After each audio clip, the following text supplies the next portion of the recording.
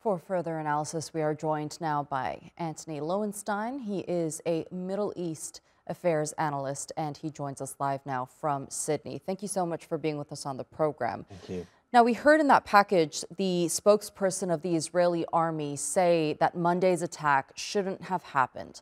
But it also shouldn't have happened to the 196 other aid workers that were killed, the more than 400 healthcare workers, the more than 130 journalists, and the more than 32,000 Palestinians as well. Israel has proven to the world that it is an immoral army. But what about the complicity of the United States? There are now reports that Biden is getting ready to go through with another arms transfer that's worth $18 billion. And that's what matters in the end. Talk after 6 months of mass slaughter is meaningless. That we heard today that Biden is concerned, he's upset. It's meaningless. And as you rightly say, weapons throughout this whole period has continued. When the White House puts out statements around expressing Biden's concern or Antony Blinken's concern, that's for media consumption, and gullible media buys that. The fact is that huge numbers of Americans frankly don't. And as you just said in your last package there, many Arab Muslim Americans are outraged and they refuse to go to the White House to celebrate the end of Ramadan with Biden, and rightly so.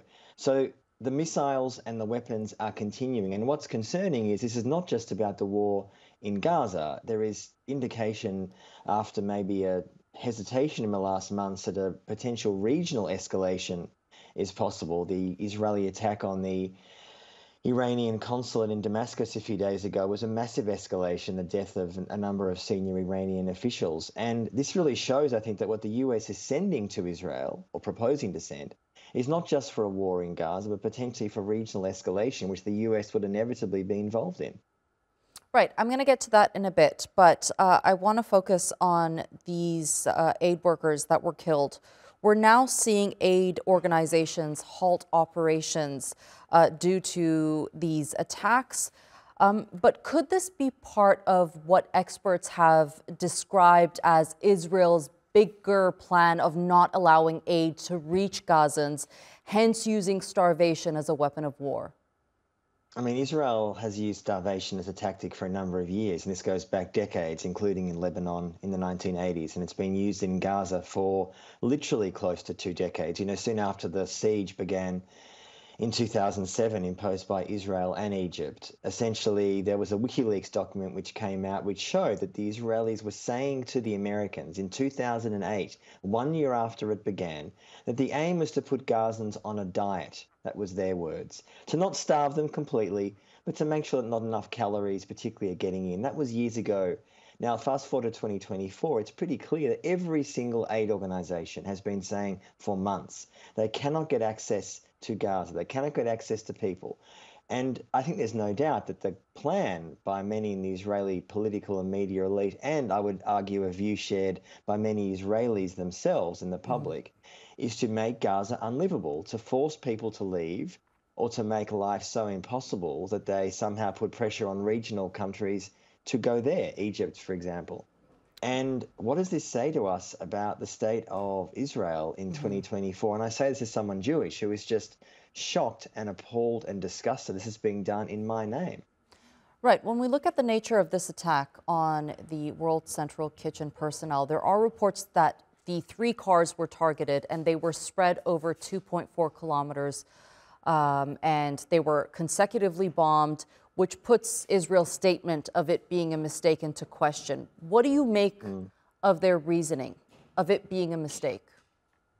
Well, it's nonsense. And I say that because there's been reporting in the last 24 hours in Haaretz, the Israeli newspaper, which interviewed some people in the Israeli military, which found pretty clearly, and this is before a formal investigation has obviously taken place, which are always a sham, by the way. I mean, Israel's been conducting so-called independent investigations for years. No one's ever found guilty. No one's ever put on trial. No one's ever really gone to jail. So that'll be a sham. But what essentially the Haaretz report said was that these kinds of strikes are allowed to happen because people low down the so-called military food chain in Gaza are given carte blanche, that the rules of engagement are so loose that all of Gaza is a free fire zone.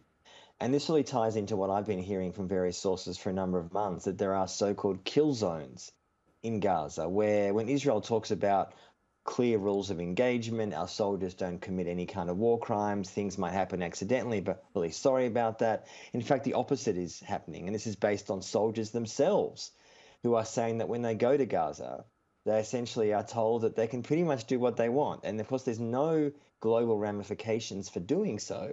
Mhm. America continues to sell weapons and various other equipment to Israel. So until there is an arms embargo, sanctions, boycotts, which I think a number of states, by the way, will seriously consider imposing in the coming months and years, Israel will continue this kind of behavior.